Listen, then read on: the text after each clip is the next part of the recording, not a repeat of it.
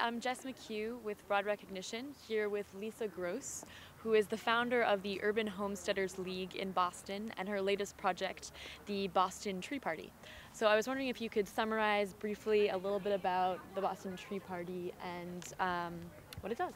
Sure. So the Boston Tree Party is a collaborative campaign to plant pairs of heirloom apple trees in publicly used spaces across Greater Boston. And we're partnering with a really diverse range of organizations from elementary schools, universities, hospitals, assisted living centers, churches, synagogues, nonprofits, youth groups, businesses, really moving across sectors. We have an art museum. And demographics to create a decentralized public urban orchard in Boston that both brings these diverse groups of people together and becomes this physical living embodiment of this network that's forming through the project. Yeah. I was curious, especially seeing as it's Ecofeminism Week, your thoughts on that, because I've always had a difficult time explaining to people what it means. I don't totally understand it myself, and I was wondering if you could give me a better definition of what it means for you. Ecofeminism. Well, I would say that I identify as a feminist and I identify as an environmentalist, but ecofeminism, and I think of ecofeminism as a very interesting idea, but it's not sort of a personally motivating ideology. Right. But I do think that there is an interesting, I mean, I think both environmentalism and feminism are about kind of supporting health and well-being and sort of, I think, making the world a better place, and they're kind of inherently linked in that. And I mean, obviously, the whole idea of ecofeminism is tying together historically the subjugation or oppression of women and the subjugation of nature and the environment, and seeing them as coming out of a kind of similar impulse from a sort of patriarchal culture. Right. So, I mean, I think that there's clearly a lot of truth around that idea, sort of looking at things historically, which is interesting to examine. Exactly. And I'm curious, you might not have an opinion on this, but just because environmentalism has been sort of a recently blossoming type of activism, if you think it has anything to learn from feminism in terms of organization or vice versa. Well, I mean, as contemporary social movements, both the contemporary environmental movement and the feminist movement sort of arose around the same time in the late 60s and 70s.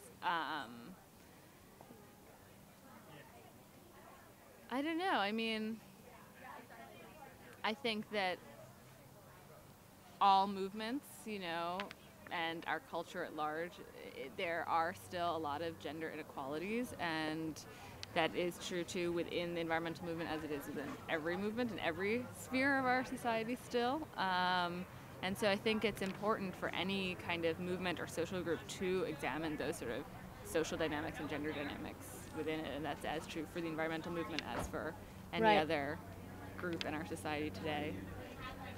Exactly. And you touched on this a little bit before in terms of the connection between environmentalism, urban homesteading, and domesticity, and kind of the rise of that. And certain people I know have said that ecofeminism works because women are naturally nurturing, which I'm not sure I totally buy into.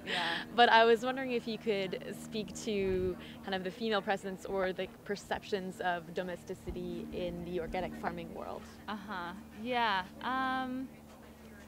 I don't know. I mean, there are a lot of women who are interested in sort of food politics and kind of the sustainable food world and shifting the food system.